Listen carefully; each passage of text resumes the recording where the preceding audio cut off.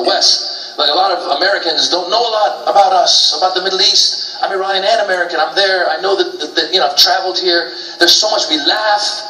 Right? People don't know we laugh. When I did the Ecstasy Evil comedy tour, it came out on Comedy Central. I went online to see what people were saying about it. I ended up on a conservative website. One guy wrote another guy, said, I never knew these people laughed. Think about it. You never see us laughing in American film or television, right? Maybe like an evil, like, whoa, whoa. I will kill you in the name of Allah. Whoa. But never like, ha, ha, ha, ha, ha, ha. We like to laugh. We like to celebrate life. And I wish more Americans would travel here. I always encourage my friends to travel, see the Middle East. There's so much to see, so many good people. And it's vice versa.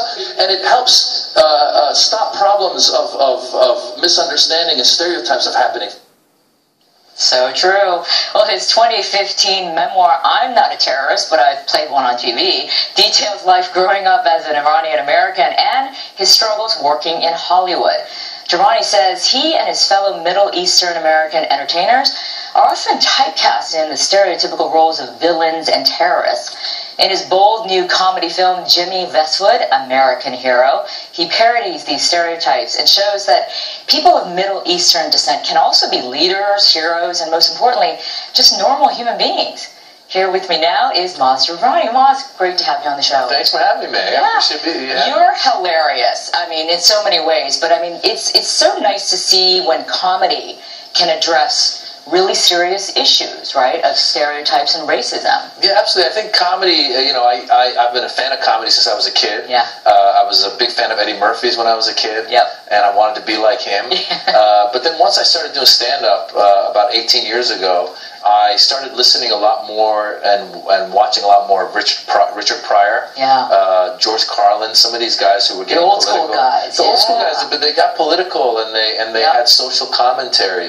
And I think that comedy can really do a good job of that. That's why a show like The Daily Show is so great now, because there's constant social and political commentary going on. And it's educational, right? I mean, because you're sending a message out in the form of laughter, but it definitely resonates that way. Even better sometimes. Yeah, absolutely. You know, it's funny, I was on a panel one time with the comedian D.L. Hughley, and I always quote him. He said that comedy is like giving people their medicine, but in orange juice.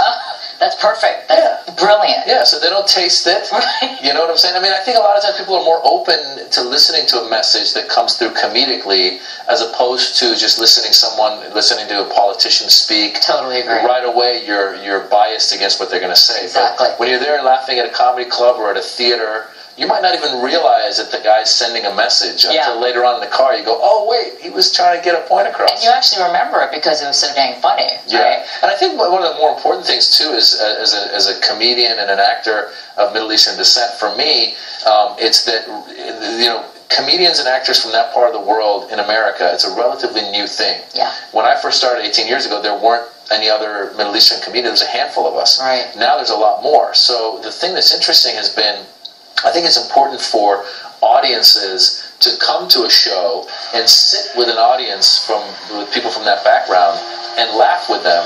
I think that beyond just the comedian on stage, they can look around the room and see, oh wow, there's Iranians laughing, there's Arabs laughing, there's a Muslim laughing, there's a lady in a hijab laughing next to me.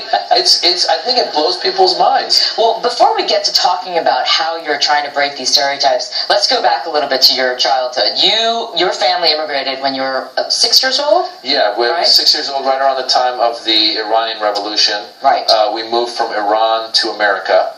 To Tiburon, right? Northern California. In the area, which is pretty white, isn't it? It's very white. I'll tell you how white it is, because my dad, being Iranian, he was a self-made millionaire. He was a successful man. And I think Iranians, there's a group of Iranians who tend to be very ostentatious. Yes. I always say, like, now living in Los Angeles, a lot of those Iranians came to Los Angeles, and Los Angeles is ostentatious. Iranians are ostentatious. It's like ostentation on steroids, right? You can see it on the TV show The Shah of the Sunset, right? Yes. It's over the top. Oh yeah. But it's interesting because going to Marin, where it's a rich county, it's a wealthy place, but a lot of the rich people in Marin were a little more subtle with their wealth, so they would drive Volvos and Saabs. And here comes my dad from Iran, And he shows up and he buys a Rolls Royce. And I was like, what are you doing, man? It's like, ruining my childhood. Wow, so was that tough for you, though? I mean, that must have been a cultural shock. It was very tough, because when you're a kid, you try to blend in. You don't want to stand out as a different kid, right? And then when you're trying to blend in to a new culture, there's got to be that clash sometimes. Yeah, and I really like to push that envelope. Like, even my stand-up sometimes, I like to kind of show the hypocrisy. Like, when I did my book, I'm Not a Terrorist, but I Played One on TV. Yeah. And on the cover of the book, I intentionally put on a Palestinian keffiyeh, the headgear, and I'm holding like a Wile E. Coyote bomb, and I've got an expression on my face like, how did I end up here? Yeah. And I'm trying to make fun of how Hollywood mixes us up all together. I was trying to make fun of that. Now, Iranians are very sensitive to not being called Arabs, because they just want people to know that Arabs and Iranians are different. Well, I put the cover of the book on my Facebook page, and I said, hey, my book's coming out, please check it out.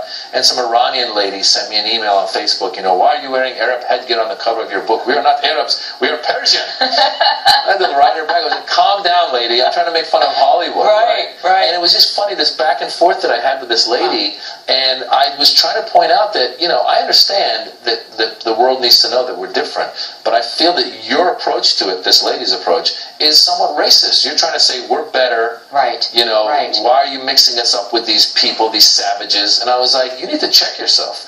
Let's really, we are all citizens of the world, and I just like to put that on people sometimes. Yeah, through your comedy, which is the way to go, honestly. Well, let's talk about your experience in Hollywood, because, obviously the show is about how the minorities are still having their issues and still running into those obstacles, right?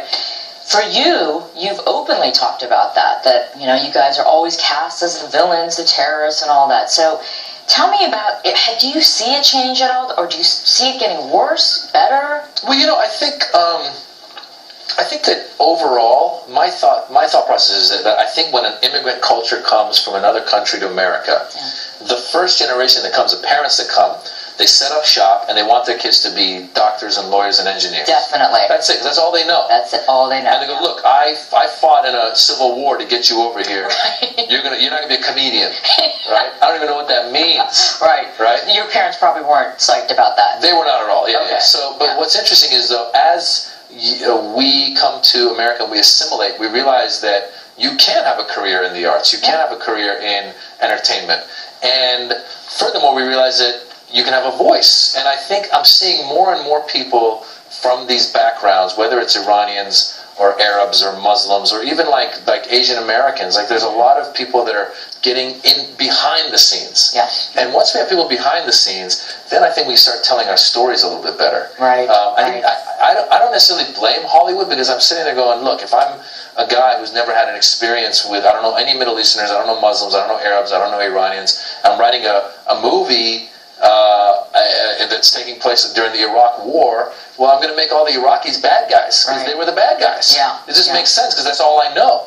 But if I were an Iraqi and I were writing that same movie, I might sit there and go, wait a minute, I know it's about the Iraq War, but let me show you how this one guy got caught up in the war that was a good guy. Yeah. Right? So I do feel that there is some promise, but I think we have a long way to go still. Yeah, I mean, that you're saying that's one way of doing it, where you get more people behind the scenes to be more of the creators. But you actually took a bolder action on your part to say, okay, you know what, I'm not going to play these roles anymore.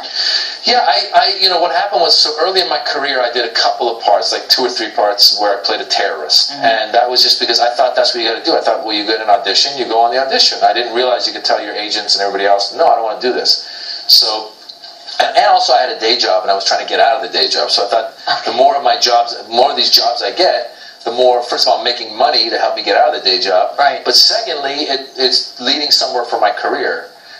And so I did those. I did a Chuck Norris movie of the week where I played a terrorist, and it was horrible. Oh, yeah. I did Chuck Norris. Yeah, Chuck Norris. And I played a terrorist in the TV show 24. Uh-huh. And then I realized, I was like, I don't like doing these parts. And there's good and bad to all that, is that I said no, and then the other parts I've gotten have been all over the place. So I've, for example, in the movie The Interpreter, which was a Sidney Pollack film with Nicole Kidman and Sean Penn, I played an Arab American Secret Service agent. I mean, how cool is that? Yeah. And my ethnicity wasn't even an issue in the movie.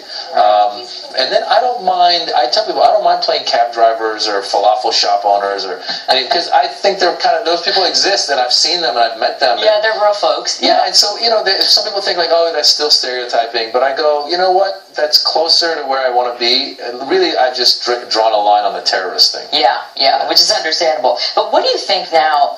Right now, there's so much anti-Muslim rhetoric, right? And that's pervasive. And talk about stereotypes and like grouping everyone together. It's just, negativity towards just that entire region. It's one of the dumbest things I've seen in my life. I really think people are stupid when they say stuff like that. I see whether it's Donald Trump talking about it, or his followers or anybody. When you have an attack, let's say like the San Bernardino attacks, and they pledge allegiance to ISIS, and then Donald Trump says we should shut the borders to any Muslims coming in till we figure out what's going on.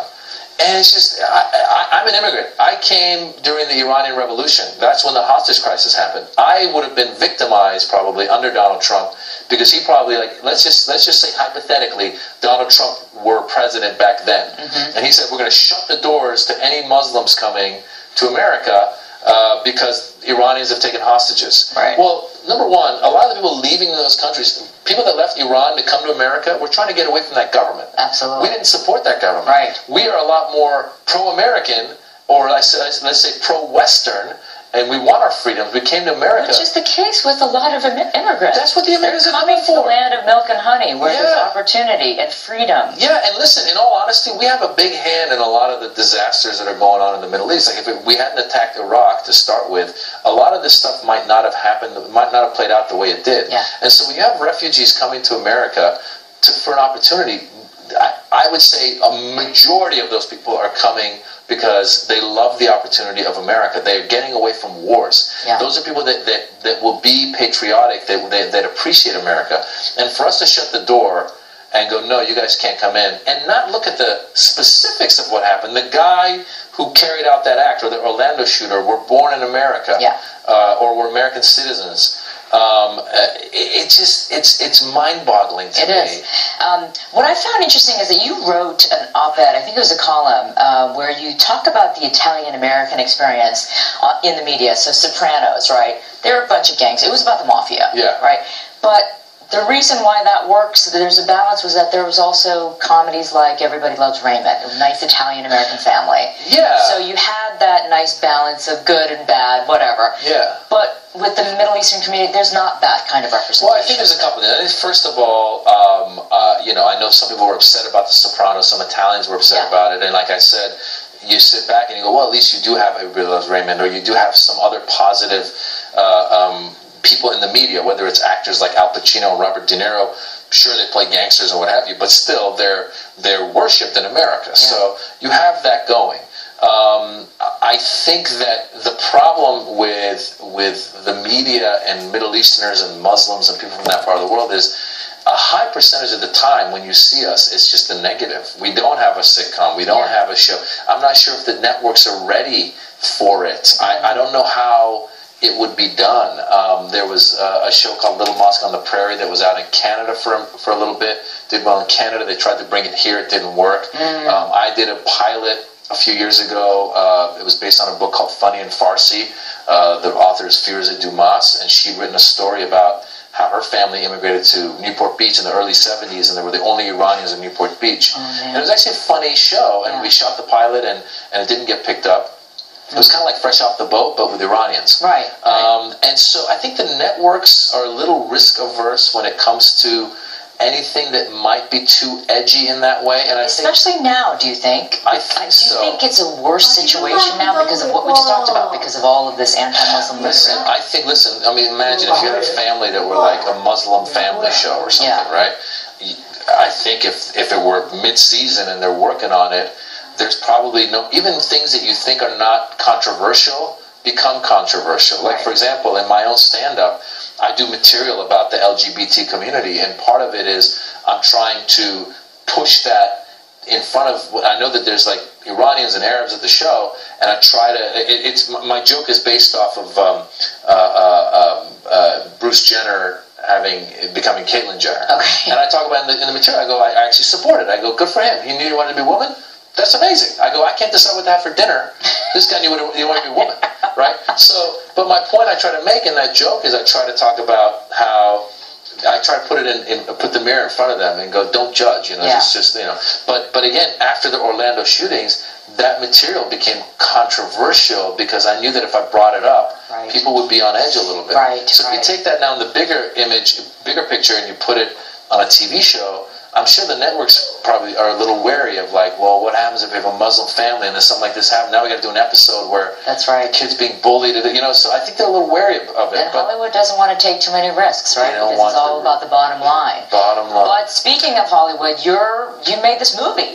Jimmy Westwood, American Hero, which is, kind of making fun of these stereotypes, right? Yeah, I made a movie, Jimmy Westwood, American Hero. I describe it as the Persian Pink Panther meets Borat. I love it. Yeah, it's a silly movie. I co-wrote it with a guy named Amir Ohepsian. We co-wrote it, we co-produced it with the two of us and Ray Mohit, and then and I star in it.